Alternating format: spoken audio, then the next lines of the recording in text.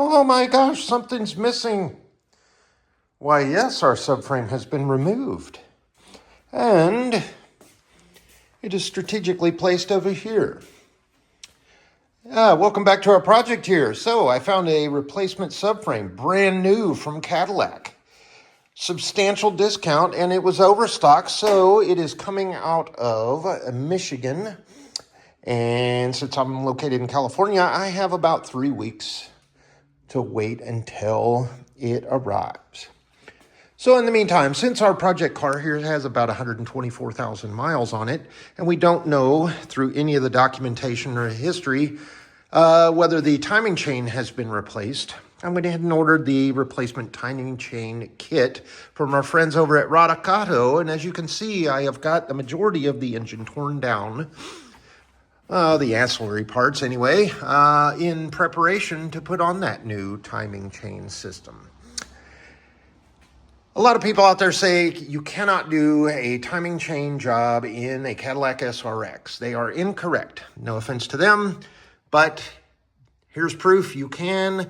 Basically a transmission jack under the oil pan, remove the airbox that would be located here, your transmission fluid reservoir, and your engine mount, and then all the pulleys and items that would be located right in this area that are now over there, your tensioner, your water pump, etc. And then it's just a fact of taking all of your fasteners off, your electrical connectors here with the little safety clips and your little Christmas tree wire loom routes and all of that. And that's probably the majority of the work, is taking off the fasteners, the intake, and then those electrical connectors.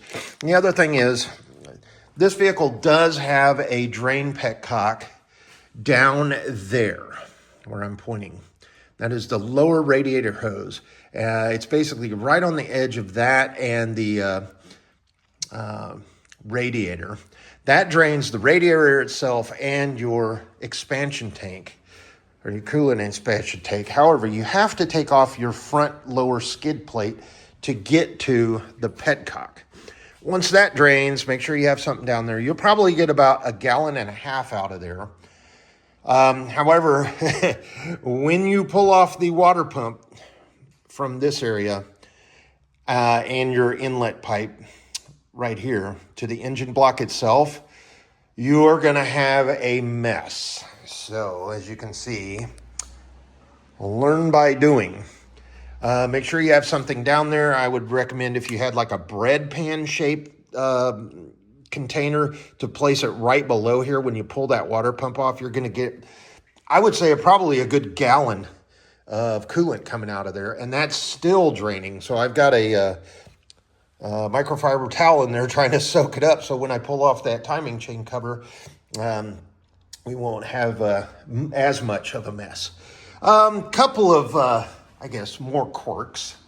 The accessory belt routing on this engine is lunacy. The only way I could figure out if that went out and you had to change it is remove your engine mount and basically tear it down to where you're at right now before you can get that accessory belt out of there.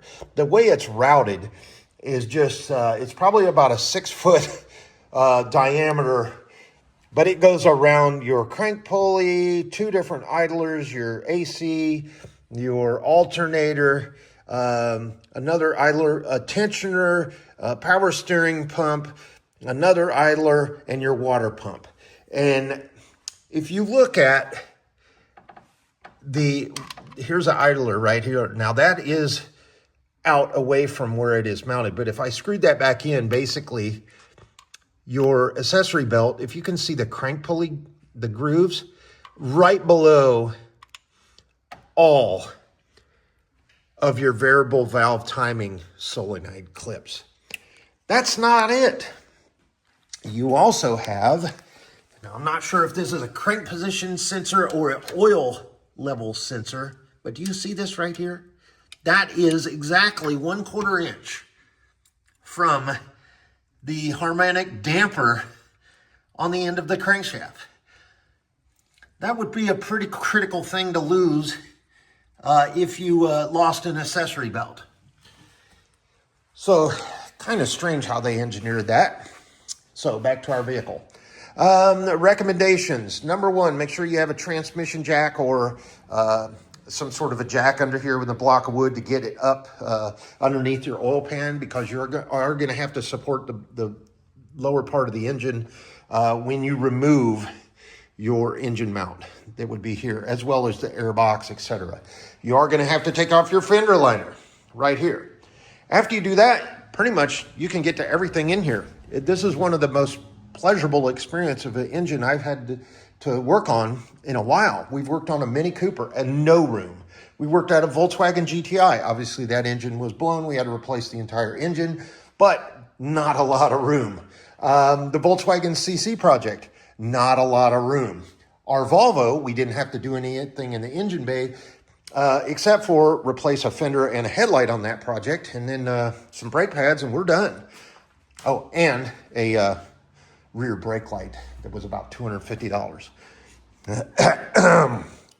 Please don't fail me. Let's see, 124,000 miles. And again, we don't know if that timing chain has been done. However, when I pulled off the intake and looking down in this is a direct injection engine, but let's see if I can get the light down in there. Pretty good. There you go. Not real bad at all. Not real bad at all. We'll be able to clean those up with just a little toothbrush or a nylon brush. About the worst one is number 6 back there. I don't know if you can see that, but I mean, that's not bad at all. Usually those are so gummed up. You know, you have to get the walnut blast or whatever. Now, my assumption is that the way that the intake air flows in this is downward, which pulls the vapor, the PCV vapors and the oil molecules downward above the valves, vice horizontal, like in a lot of engines. And that might be the reason that those valves remain cleaner than in a normal. But then again, this engine was very, very well taken care of. And if you watch my previous videos, you saw the oil, you saw the transmission fluid, the coolant is still that nice pink orange color.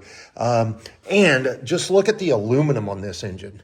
Very, very well taken care of. Obviously, it was maintained at the dealer, as we confirmed looking at the Carfax.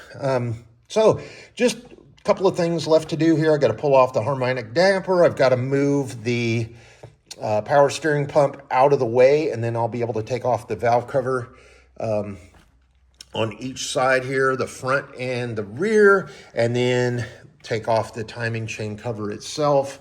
And we'll have a look in there and we'll see what those timing chain and those tensioners look like. And hopefully just a preventative maintenance item will allow this car to go many, many more miles, and we won't have catastrophic failure later on. And if we flip this car and we sell it to someone else, they're not going to inherit some kind of damage. So with that being said, that's where we're at right now. And I'll shoot another video here shortly when I get everything off. All of the covers off anyway of the valves and everything. I did purchase the tools to be able to set the cams in their timing position. And I also have the manual to show the appropriate torque and tightening sequences for both the valve covers and that timing chain cover. If you're doing this is all the tools you really need right here. Obviously a torque wrench. I would highly recommend, you don't have to have them, but I would highly recommend the hose clamp pliers. You can get those at Amazon, Harbor Freight, Walmart, what have you.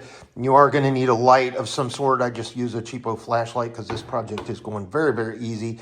You are going to need your 13, 14, 15, 16 wrenches, as well as a small screwdriver and your picks. And this body tool comes in so handy to get those little Christmas tree fasteners and hose clamps out. The picks are for removing the electrical fasteners everywhere in here, and there's probably, exaggerating here, there's probably 100 of them, but they do have these, let me see if I can find one. They do have these little security clips. So your pick, helps you pull those back, and then obviously you can get up in there and you won't have to use the little push button on there that typically breaks off. You do need your 15, 19, 16 deep well sockets, as well as a 15, 5/8, 18 normal size socket, and then a T40, T25, and see what this one is, T15 for all your fasteners on the fender well, and also a 7mm for your skid plate, front skid plate, and then a 9mm and a 10mm, and also a very, very short extension. That's a 1-inch little extension, and a 10mm obviously, and then I like to use the larger 1/2-inch sockets, and this is adapter if I need to use any of my hand size ratchets, and then some flat bladed screwdrivers.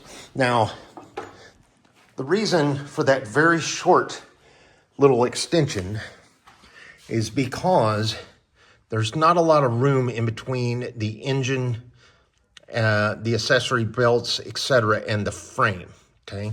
So that idler pulley right there, to get that bolt unscrewed, and it does go through the one of the mounts for the alternator. You don't have to take it all the way out, but just to get it out far enough, you are going to need a extension, and it needs to be as short as possible. If I had one shorter than that, then I would use it. But you're not going to be able to get inside of the pulley because it's kind of a concave shape, almost like, as an example, how that bolt is down in the crank pulley here. It's more pronounced on this one, and there's no other way. You can't get it unless you lower the engine down about 8 inches or raise it up about 8 inches. And you're not going to be able to do that because you've got your drive axle down here holding the engine in place, and then obviously your other transmission mount on that side. So, and then just moving everything out of the way, it's a lot of, just like the subframe, it's a lot of manual labor. It's like Duplo blocks for big people. It's absolutely a pleasure to work on this. It's so much different than all of the foreign cars that we worked on together on this channel, but this is where we're at. We got it up here, killing time by doing some preventative items, and boy, look at that engine. That is just so well taken. I can't believe that this car was such taken care of. The inside is just totally immaculate. We know that engine is really good. I'm just going to take care of the timing chain just as that, because it's a wear item, and then we'll go from there. So thanks so much. I'll hit you back in just a little while whenever we get those valve covers off and the timing covers, and we'll look at those chains and those tensioners, and we'll see if what we're doing needed to be done or we're just doing it because. All right, folks, we will talk to you later. Take care.